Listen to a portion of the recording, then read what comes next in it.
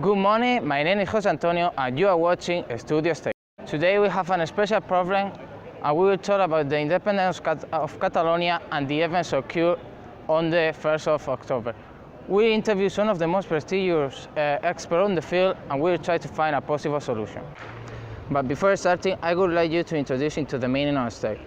As you all know, a state is a social community in which we work with a common political and it's also independent and sovereign from other communities, but I don't want to keep you any longer, so let's connect live with my colleagues, who are going to be interviewed by some experts.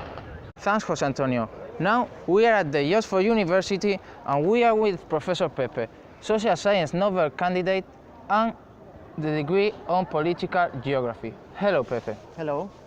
What is your opinion about the welfare state? Well, the welfare state, when it comes to that question, we have to ask ourselves what the welfare state is all about. So a state would be a portion of territory in which the same population live within those boundaries. The welfare state has been the focus of important research on the role of ideas about the processes of continuity and change for institutions and policies.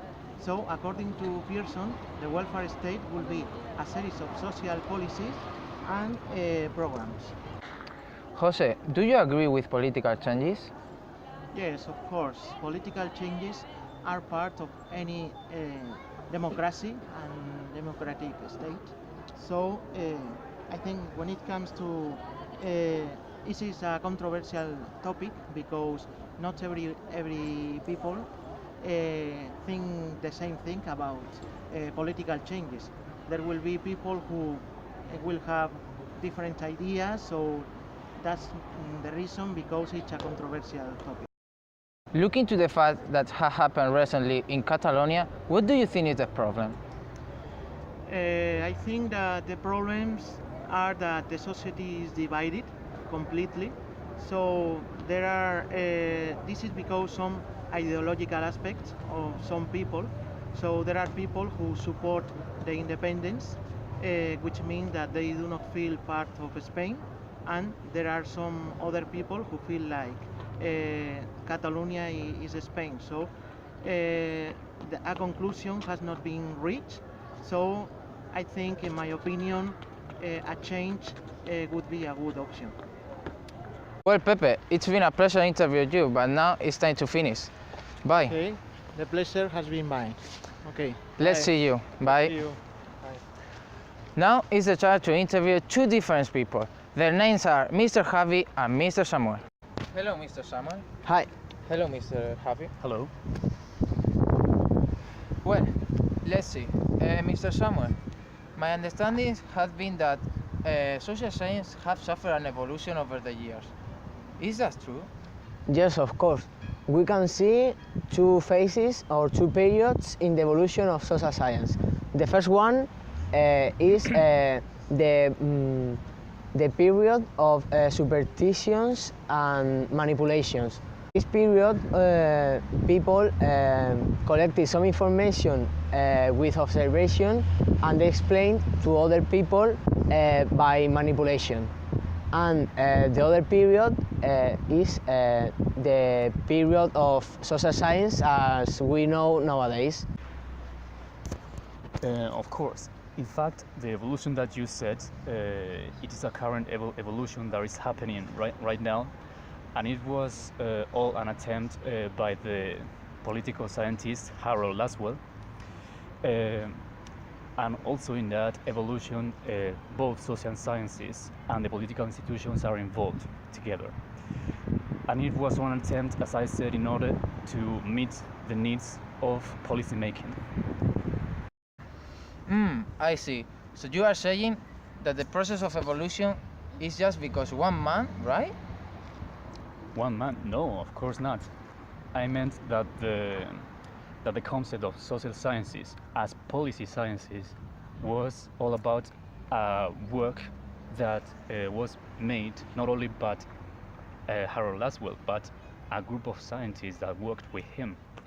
All right. Where it come from? Well, in order to know its origins, we have to go back to the interwar period, and we have to point out the role that played the Chicago School of Sociology. So in that way, we have to say that this meant a total change in the role of social sciences, because this meant a change in its outlook, in its methodology, etc., etc. This concept comes from the need of evaluating social changes, and also about the worry of the increasing level of natural sciences. Okay, thank you so much for your collaboration, Mr. You're Samuel, welcome. Mr. Javi. Thank you. See you in another time. All right. Bye. Bye.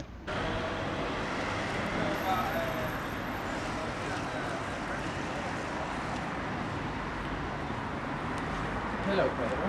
Good afternoon. Well, first of all, what is the main problem of a failed state and what characterizes it?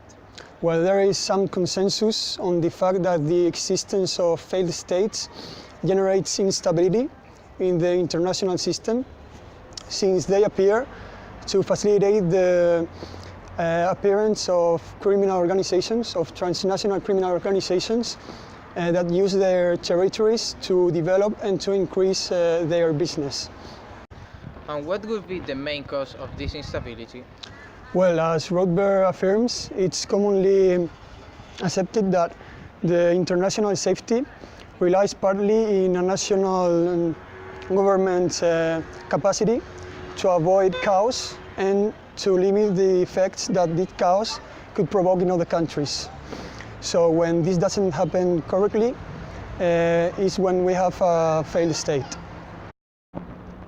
Could you explain in a single way for the viewers how this instability evolves into a failed state?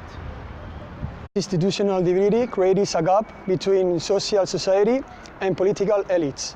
And this gap is what makes possible the existence of non-state organizations which provide services that the state cannot. I hope to see you in another interview, Pedro. It has been a pleasure. Bye. Finally, we'll have the opportunity to listen to an expert in the field of Failed Nation and a great friend, Dr. Mitchell Woodhouse, who we cannot interview in person due to he is in the University of Colorado for labor issues, but he has given us a video conference about his consideration of Catalonia as a possible failed nation. We connect with him. Good afternoon, José Antonio. From an objective point of view, the first thing we should know to see if Catalonia is a failed nation or not is the definition that Gerner gave in his study to what is a nation. A nation requires two aspects: a certain cultural unity and the recognition of the members to the pertinence of such group.